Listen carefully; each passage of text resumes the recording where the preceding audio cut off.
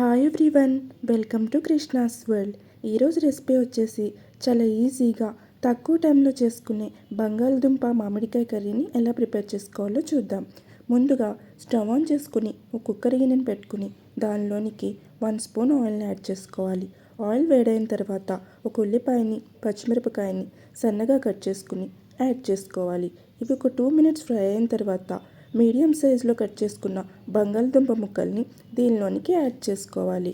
వీటన్నిటిని బాగా మిక్స్ చేసుకుని దీనిలోనికి చిటికెడు పసుపు, కొంచెం సాల్ట్ని యాడ్ చేసుకుని బాగా మిక్స్ చేసుకుని మూత పెట్టుకుని మగ్గించుకోవాలి.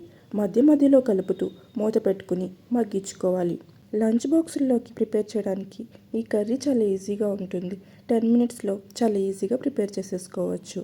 తర్వాత దీనిలోనికి 1/2 స్పూన్ అల్లం వెల్లుల్లి పేస్ట్ కూడా యాడ్ చేసుకుని బాగా మిక్స్ చేసుకుని పచ్చివాసన పోయేంత వరకు ఫ్రై చేసుకోవాలి. తర్వాత దీనిలోనికి 1/2 స్పూన్ కారం, 1/2 స్పూన్ ధనియాల పొడి, చిటికెడు జీలకర్ర పొడి, 1/2 స్పూన్ గరం మసాలాను కూడా యాడ్ చేసుకుని బాగా మిక్స్ చేసుకుని ఒక 2 మినిట్స్ మగ్గనివ్వాలి. తర్వాత దీనిలోనికి చిన్న చిన్న ముక్కలుగా కట్ చేసుకున్న మామిడికాయ ముక్కల్ని యాడ్ చేసుకోవాలి. నేను ఇక్కడ 1/2 మామిడికాయని తీసుకున్నాను. వీటన్నిటిని ఒకసారి బాగా మిక్స్ చేసుకుని దీనిలోనికి కొంచెం వాటర్ని యాడ్ చేసుకోవాలి. ఈ వాటర్ని అంతా కూడా బాగా మిక్స్ చేసుకుని కుక్కర్ లిడ్ పెట్టుకుని 1 విజిల్ వచ్చేంత వరకు ఉడికించుకుని స్టవ్ ఆఫ్ చేసుకోవాలి.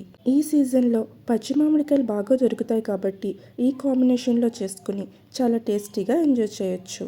ఉడికించిన ఆలు కాకుండా ఇలా ఆలుని ఆయిల్లో మగ్గపెట్టి వండుకోవడం వల్ల ఈ కర్రీ అనేది చాలా టేస్టీగా ఉంటుంది. 1 విజిల్ వచ్చి ప్రెషర్ పోయిన తర్వాత లిడ్ ఓపెన్ చేసి ఒకసారి బాగా మిక్స్ చేసుకుని మనకి కావాల్సిన కన్సిస్టెన్సీ వచ్చేంత వరకు సిమ్లో పెట్టుకుని ఉడికించుకోవాలి.